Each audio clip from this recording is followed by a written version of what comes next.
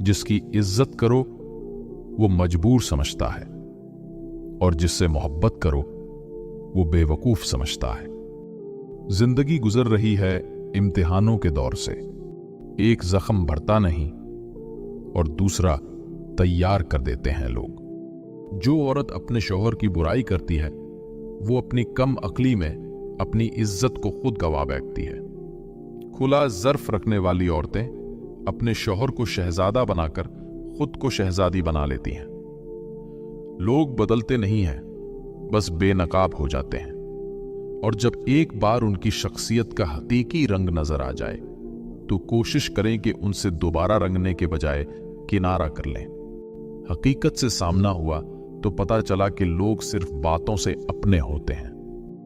किसी जाहिल के साथ तख्त पर बैठने से अच्छा है किसी आलिम के साथ जमीन पर बैठा जाए। बहुत अजीम है इस शौहर और बीवी का रिश्ता जो एक दूसरे के ऐब को छुपाते हैं और किसी के सामने अपने शरीके सफर की बुराई नहीं करते।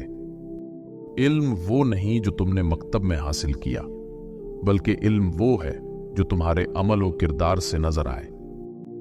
इस दुनिया में हर दोस्त को हर राज मत बताओ, क्योंकि दोस्तों के भी दोस्त होते हैं।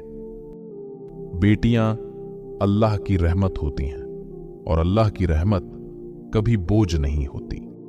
इबादत और मोहब्बत में अगर मिलावट कर दी जाए तो ये कबूलियत के मकाम तक नहीं पहुंच पाते। जब इंसान जिंदगी की तलखियों से थकने लगता है तो आसमान को उलझी हुई नजरों से तकने लगता है। अगर पर्दा करना गरीब होने की निशानी है तो हमें अपनी गुर्बत पर फख्र रहे। लोगों पर जितना भी एतमाद हो, अपने राज अपने तक महदूद रखें।